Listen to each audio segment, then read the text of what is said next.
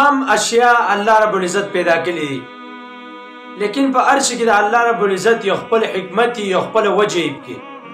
په انسانانو کې الله رب العزت بعض انسانان داسې پیدا کړي دي چې هغه شلي، بعض کسان داسې دي چې هغه ګوډ دي، بعض الله ګونګیان او کاڼه پیدا کړي دي، بعض الله روح پیدا کړي دي. اوس چې کله روح کس دا د شل کس ویني، د دې روح کس له پکار دی چې د خپل اعضاو چې کوم الله رب العزت دل روغ او سالم ورکړي دي چې د ډیر شکریا د الله نه ادا کی، چې کوم اعضاء الله دل ورکړي دي پکار دی چې دا د الله په لار کې به استعمال کی او انسان د الله نه شکر په هر حال کې ادا کی. انسان باندې حالت داسي چې انسان باندې یو مثال په تور کې انسان ګډ دی، یو انسان شل دی، یو انسان هر څنګه دی، او په هر حالت کې چې د الله رب العزت نه انسان شکر ادا کی، د الله چې کوم اعضاء دې بندل ورکړي دغه اعضاء قدردانی وکي، الله رب العزت ته خوشاليږي. دا فرحت رضا ده. تاسو به د دې ویډیوګانې کتلې، دا وای منګه یو کس زنې ما 15 کسان یو منګه چې منګه په کور کې دا 15 کسان دا چې دا شل دی بازي سو ګډ دي، بهم دا وای منګه د الله رب العزت شکریا ادا کو په دې حالت کې هم، نو چې دې په دې حالت کې د الله شکریا ادا کوي او منګ او تاسو الله رب العزت روح پیدا کړی او بیا منګ د الله شکریا نه ادا کوو، نو دین لوی ظلم نشته.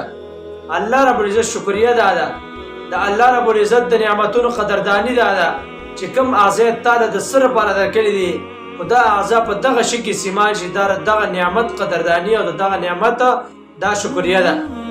الله رب العزت انسان پیدا کړی، الله رب العزت په خپل قرآن مجید کې فرمایي وما خلقت الجن والانس الا ليعبدون، صرف د عبادت لپاره مې هر قسم شی چې پیریان دي او که انسانان دي، الله فرمایي دا ما عبادت ته پیدا کړی دي. عبادت ته الله رب العزت دا څه شی دی؟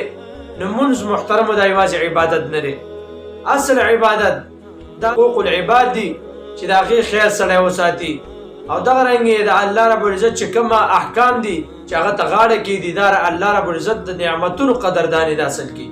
نو انسان له پکار دی چې په هر حالت کې شکریا د الله رب العزت ادا کړي. وګوره دا تاسو دې خبرې واورئ، دا وایي موږ 15 کسان یو، په موږ باندې سخت تېرېږي، لیکن بیا موږ په دې حالت کې د الله رب العزت نه ډېر زیات شکر ګزار یو، نو موږ ولې د الله شکریا نه ادا کوو؟ تاسو دا ویډیو خصوصي د هغه واورئ. تاسو په هر حالت کې د الله پاک ته شکریا ادا کوئ. څنګه شکریا ادا کوئ؟ دا زما موضوع پیم دی، دا بره چې چلیږي تاسو ته وګورئ که نه. زمونږ مور او پلار چونکې ډېرې سختې تېروي د دې سره، څنګه سختې تېروي تاسو ته پته شته دی، تاسو ته پته شته دی څنګه سختې تېروي. نه دی ډېر ټوله شپه چونکې لالاندی زمونږ د مور او د پلار چې زه ورته غږ وکړم چې ما په ډډه واړوه، نو بیا چې کوم دی چې زه وده شم بیا ورته دا بله غږ وکړي چې دا بل دی چې دا بل ورته غږ وکړي ما په ډډه واړوه، دا بل ته چې دا بل ته غږ وکړي ما په ډډه واړوه. نو زه تاسو ته زه کوم چې زه په هر حال کې شکر ادا کوئ، هېڅ چېرته هم ناشکري مه کوئ.